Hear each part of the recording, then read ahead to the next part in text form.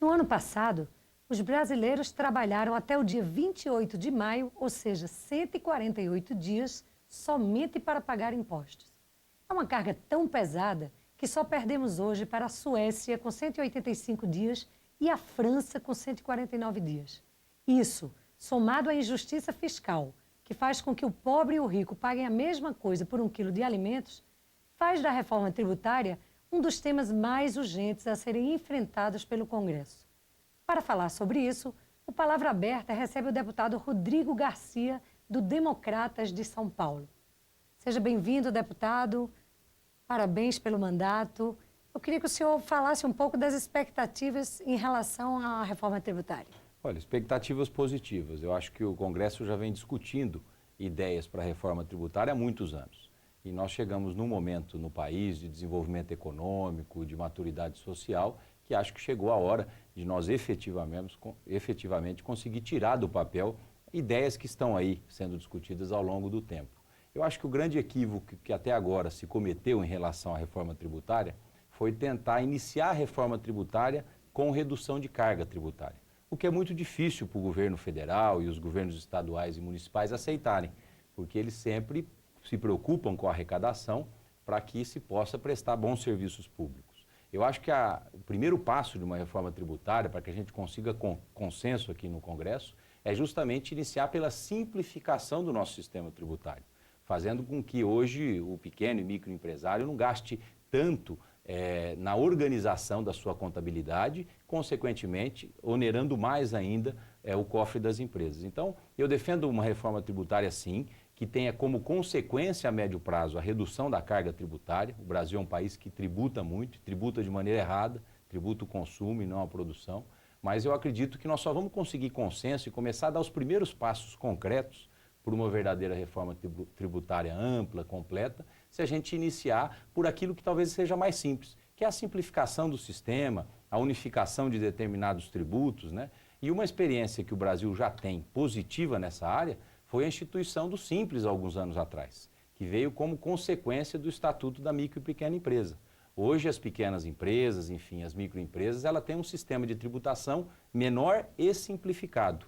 Eu aproveitaria essa experiência do sistema simplificado para trazer para o conjunto dos tributos brasileiros e, a partir daí, a médio prazo, estabelecer redução de alíquotas. Agora, deputado, tem uma proposta que o ano passado o deputado Sandro Mabel era o relator, que ela trata dessa unificação. Por exemplo, ela propõe a unificação do ICMS, que é o imposto dos estados, que hoje gera uma guerra fiscal, porque cada estado tem as suas tarifas definidas pelo próprio estado. O senhor é favorável a essa proposta? Sou favorável. Eu acho que até antes dela, nós temos que fazer uma grande revisão no sistema de concessão de regimes tributários diferenciados nos estados, que causou efetivamente uma guerra fiscal entre todos os estados. Eu acho que a unificação do ICM é um primeiro passo para simplificar e deixar de gerar injustiças tributárias, né? Mas eu acredito que iniciar pela unificação do ICMS é um passo muito ousado para um primeiro momento. Por quê? Porque você vai observar que vários estados vão se colocar contra esse tipo de unificação. Com medo de perder receita. E não só por isso, por medo de manter desequilíbrios que hoje existem. Por exemplo, o estado de São Paulo vem perdendo participação no PIB ao longo dos últimos anos. E isso é até saudável, significa que o Brasil está crescendo em outras regiões, né? Então nós precisamos saber a que custo o Brasil está crescendo em outras regiões. São Paulo hoje tem dificuldade de conceder créditos tributários, diferenciação tributária, até porque não seria injusto com quem está instalado lá há muito tempo. Já estados que estão buscando uma industrialização, eles dependem desses incentivos para atrair novas indústrias. Então, eu acho que nós não podemos fechar os olhos para isso. Nós temos que, enfim, encarar a realidade de cada estado brasileiro, saber que nós estamos num país continental e que num país continental nós precisamos tratar os desiguais de maneira desigual e respeitar essas desigualdades que hoje ainda existem. E, portanto, nós criarmos um sistema de arrecadação que prevê hoje as mesmas alíquotas, mas que prevê um sistema de pagamento por parte do empresário mais simplificado, já é um bom passo. Eu fui em São Paulo, autor como deputado estadual do Código de Defesa do Contribuinte. Esse código estabelecia lá a simplificação tributária do Estado, um pouco similar ao que foi feito aqui no Congresso em relação ao Simples. E eu percebi o grande apoio daqueles que geram emprego, do pequeno empresário, em relação a esse código. Porque tão importante quanto reduzir a alíquota é reduzir burocracia tributária. Está funcionando em São Paulo? Está funcionando em São Paulo. Nós já temos, enfim, muitas empresas que se utilizaram desse Código de Defesa para poder fazer valer os seus direitos, a forma de recolher os seus tributos. E eu acredito que a simplificação, a desburocratização da tributação brasileira é um primeiro passo para a reforma tributária de verdade, que nós queremos alcançar. Nós queremos, sim, reduzir alíquotas a médio prazo, mudar o sistema de tributação brasileiro, porque hoje quem paga mais imposto é justamente aquele que ganha menos, é o assalariado, que hoje é o grande sustentáculo, enfim, da arrecadação do governo federal, em grande parte da tributação no consumo.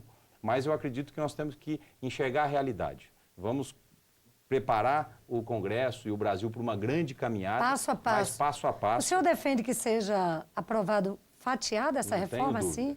Desde que ela esteja num contexto que dê segurança para todos, né?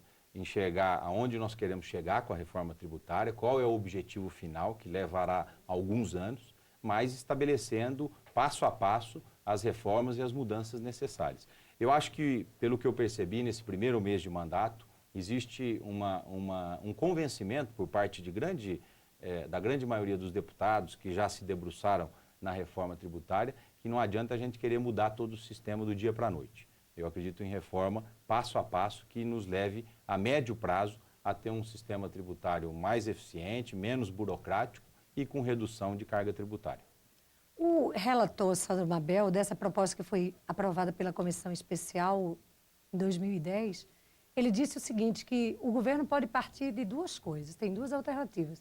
Ou pegar essa proposta que já está aí, que já foi amadurecida, que já foi discutida, e a partir daí se fazer a reforma, ou mandar um novo projeto que reflita o pensamento desse atual governo para poder o Congresso trabalhar em cima desses pontos. Olha, são mais de 200 novos deputados, mas eu acredito que nós temos que aproveitar essas discussões. Nós não podemos achar que o Brasil começou com a nossa legislatura, né? Você tem experiência acumulada, você tem discussão amadurecida, e acho que nós temos que partir já da onde o Congresso Nacional deixou o estágio dessa reforma, com novas contribuições de parlamentares como eu, que chegaram nessa legislatura, mas aproveitando essas discussões para a gente ganhar tempo. Talvez fazer uma comissão, como se foi feito para a reforma política, o senhor... Pode ser uma ideia, porque é uma reforma que envolve todos os setores e todos os níveis de governo. Nós vamos ter que ouvir os prefeitos, nós vamos ter que ouvir os governadores, né? Não é uma coisa específica apenas do governo federal. Envolve estados, municípios. Então, é fundamental, acho que uma comissão especial para discutir isso, mas que tenha pé no chão, que tenha clareza de que nós vamos alcançar uma reforma tributária verdadeira, desde que a gente consiga, passo a passo, o convencimento dos nossos deputados. Eu acho que o ótimo sempre foi inimigo do bom no parlamento. Então, nós precisamos buscar o bom para que a gente consiga avançar na reforma tributária. Agora, deputado, existe aqui na Câmara, além da proposta em si, da proposta de emenda à Constituição da reforma, existe cerca de 80 projetos prontos para serem votados. Todos que dizem respeito a tributos. Um deles, por exemplo, é a proposta que cria o imposto sobre grandes fortunas, que está previsto na Constituição há 20 anos e não sai do papel. O que é que o senhor acha desse tributo e por que é que o senhor acha que isso não sai do papel? Eu acho que estão começando errado a querer fazer justiça tributária. Não é estabelecendo um novo imposto para grandes fortunas que nós vamos conseguir fortalecer o sistema tributário brasileiro. Não é enfraquecendo os fortes que nós vamos fortalecer os fracos. Antes de criar um novo imposto para grandes fortunas, nós temos que pensar em corrigir as injustiças que existem hoje no imposto de renda do assalariado, na grande tributação do consumo que existe, né? Ao invés de ficar com um discurso ideológico apenas imaginando que nós vamos fazer a correção do sistema tributário que nós temos, criando um novo tributo. Portanto, eu sou contra a criação de qualquer novo tributo, né? Acho que nós temos que reformar o sistema existente, bem ou mal ele está aí há muitos anos, né? Precisamos tomar muito cuidado com os improvisos que nos últimos anos foram ocorrendo no sistema tributário brasileiro. Hoje nós temos muitas contribuições que não são repartidas com os municípios e com os estados, que ficam concentrados no governo federal. Se a gente fizer uma leitura calma da Constituição de 88, nós vamos ver que ela municipalizou muito os serviços públicos. Só que o sistema tributário federalizou os recursos, ou seja, nós demos mais serviços aos prefeitos e concentramos mais dinheiro Menos aqui em dinheiro Brasília. aos municípios. Essa é a Portanto, grande queixa nós temos dos correções a serem parlamentares. feitas no atual sistema, aproveitar, enfim, que é um sistema que está aí, funciona, que arrecada muito para o governo federal, precisamos buscar eficiência na máquina pública para prestar melhores serviços, mas eu acredito que, enfim, a reforma tributária não tem que pensar em corrigir o que nós já temos, aproveitar a experiência que nós já acumulamos, se a gente quiser avançar. Fora disso, eu acho que é um discurso muito pontual, um discurso muito mais ideológico do que prático.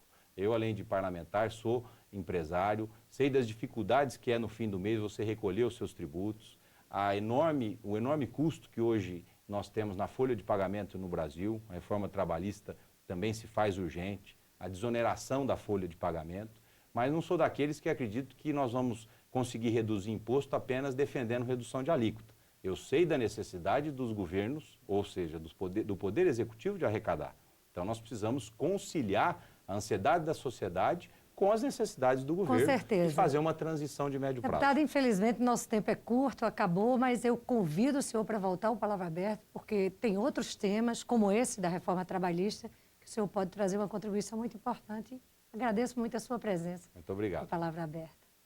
E você que está em casa, um grande abraço, muito obrigada e até a próxima.